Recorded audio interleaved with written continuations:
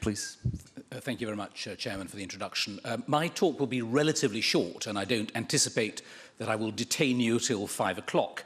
But I want to talk about an important meeting and explain the political nature, if you like, of this meeting, because it is really an ongoing process, and that is the involvement in the Council of Europe in making recommendations in haemophilia care.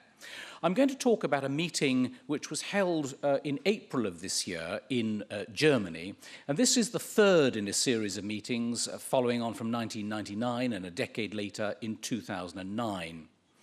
The hosting organisations were the European Directorate for the Quality of Medicines and Healthcare, so that's the EDQM, which is part of the Council of Europe.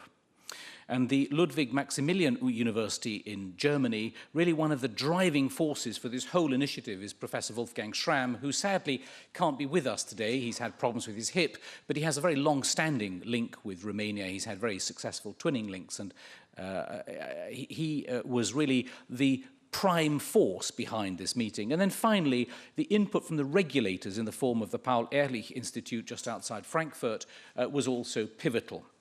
So these are the three organizations that held this meeting. The first, just to give you a historical background, was in 1999, which led to a very widely publicized booklet on optimal use of blood products. And the second meeting in 2009 was also followed by a publication in a journal, which I've cited there, and you can read it for your further information. This is the setting. It's actually a wonderful conference centre which is in the middle of nowhere, so there is no escape. If you go to this, it's great to organise a meeting. I think it's very sensible. A small group of people are held together and there's no way out. You can't, like the Intercontinental, go out and do a bit of shopping or go and visit one of the interesting museums. You are there and there is no escape. And indeed, this was where the meeting was held. It's a closed meeting with invited clinicians. Professor Mike Macris was there as well. And companies also attended for part of the meeting. In the past, the focus has been not just on coagulation factor concentrates, but also immunoglobulins, and that was the case this year, although in previous meetings, the meeting extended also to optimal use of other blood derivatives, including blood itself, as well as albumin. And the format was to come up with a program of lectures followed by working group meetings. And in fact, the conclusions, which you'll see in my final 3 slides, were decided at a meeting in September, so last month in Frankfurt. Now, it is very important that you understand the politics of this, because the EDQM is an important directorate of the Council of Europe.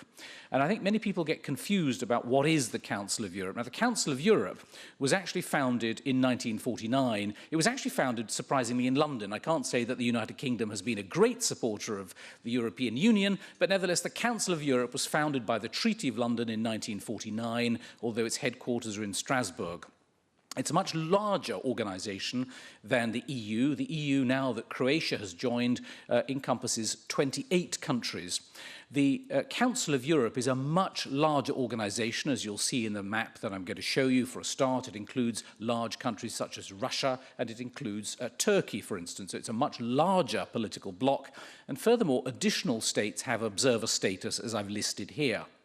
Taking from the website, what is the purpose of the Council of Europe? It's an international organization promoting cooperation between all countries of Europe in the geographical sense, in the areas of legal standards, human rights, democratic development, rule of law, and cultural cooperation. Here is the map, and you'll see in dark blue the countries of the Council of Europe. So it is a huge territory, larger than the European Union. And the Council of Europe is the body that basically ultimately sanctions and endorses the recommendations that come out of the VIII meeting. The one thing, though, that unlike the EU, the Council of Europe cannot make binding legislation, so laws can't come out of meetings supported by the Council of Europe, but of course they are hugely relevant, and they're hugely persuasive. And in fact, there is some overlap between the EU and the Council of Europe in that the Committee of Ministers is formed by the foreign ministers of all member states. And the EDQM does a number of things in the field of medicine, which I've highlighted here. One of the things it does is maintain the European pharmacopoeia, which many of you will be familiar with.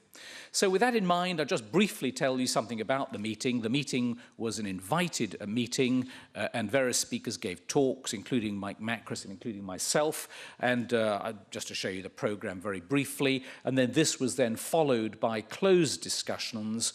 For the coagulation factors, the leaders of the discussions were Wolfgang Schramm and Professor Mannucci from Milan, and I was the rapporteur for that group. I won't, these slides that I'm showing you will appear on the website of the EHC, so I won't go through the points I made, other than to show this single slide, emphasizing that I think in Europe we are lucky in that we've got several major pharmaceutical companies and production facilities based here. We emphasize the strong professional and scientific interest in haemophilia, and the strength of patient organizations such as EHC, as well as professional organizations such as EHAD. And I also, in my talk, reiterated an important point about haemophilia care in Europe, and taking this publication, which we published earlier this year, to emphasize that even in Europe, there is a huge diversity in usage of factor. And this is of relevance to one of the key recommendations that came out of the Kreuth meeting, which, as you'll see, relates to per capita consumption of factor VIII. The reality is that many countries in Europe, and certainly within the territory of the Council of Europe, use very modest, very small quantities of factor VIII.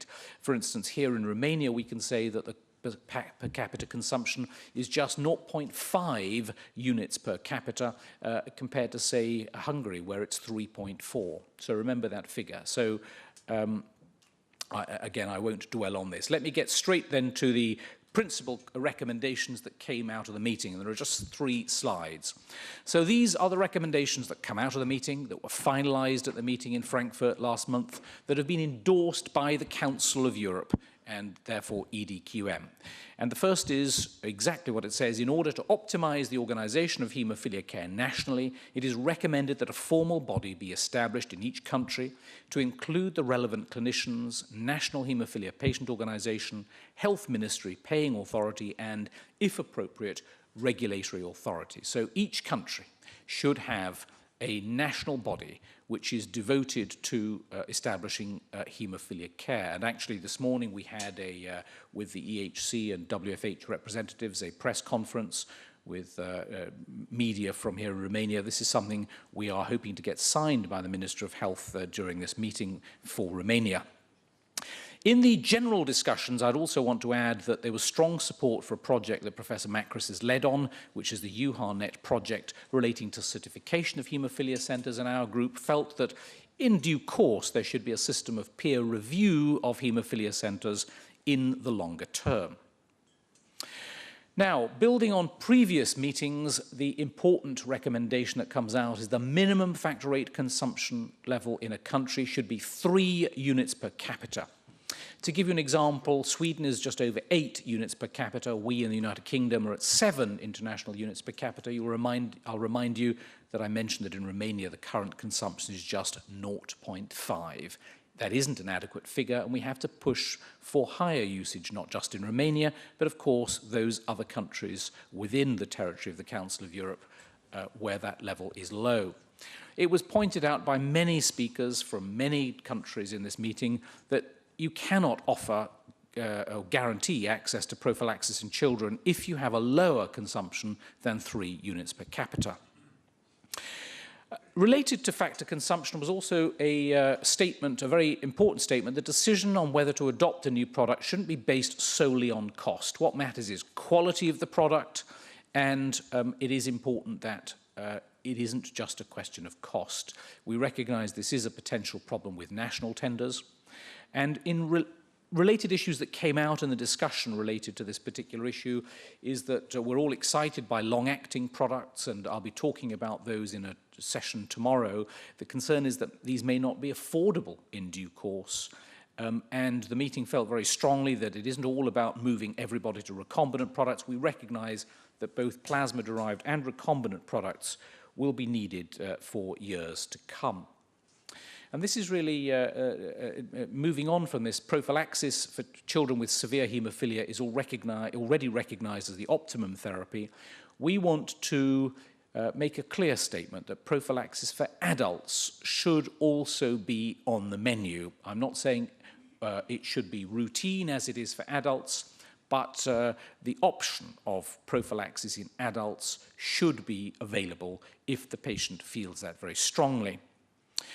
Related to prophylaxis, we consider the specific topic of inhibitors. You'll be very well aware that in most cases we can get rid of inhibitors with immune tolerance therapy, but unfortunately some children will fail to respond to immune tolerance, or they are, for one reason or another, not suitable. We know from published studies that bypassing agents such as FIBA or Novo-7 can reduce the number of bleeds in patients with inhibitors if used on a prophylactic basis. And the meeting felt very strongly that children with inhibitors who failed immune tolerance should be offered prophylaxis with bypassing agents. Although I would note in the same breath that there was less enthusiasm for prophylaxis in adults with inhibitors for two reasons. Firstly, because these are likely to have established joint damage already, but also the notably higher cost. And then in the final slide, we also strongly felt that single-factor concentrates should be used as therapy wherever possible in patients with rare bleeding disorders. We recognize that a number of new agents are being developed, and I'm pleased to say many of these are being developed by companies actually within Europe as opposed to across the ocean in North America. So we've got new concentrates of fibrinogen as well as factor 5 and factor 10 for a start, and we endorse the use of single-factor concentrates wherever possible. Orphan drug designation is a whole subject in itself, and indeed I joined a group on behalf of the European Haemophilia Consortium meeting up with the European Medicines Agency back in June in London to address this specific issue. But orphan drug designation, we felt, shouldn't be used to hinder the development, licensing and marketing of other products for the same condition. There was some concern that the companies who manufacture products can, theoretically at least, exploit legislation and seek protected status for a product under development in order to secure market exclusivity. So those were the recommendations that came out of the 2003 Kreuth initiative. I wanted to explain the wider process to you and the importance of the involvement of the Council of Europe, because I believe that this series of meetings will be ongoing, hopefully with the support and participation of Professor Wolfgang Schramm in coming years. And I think it's important as a European organization, even countries not formally in the EU right now, that we stand together behind this group recommendations, but also take advantage of these recommendations when we lobby politicians for change. And with that, I'm going to finish slightly ahead of time. Thank you very much.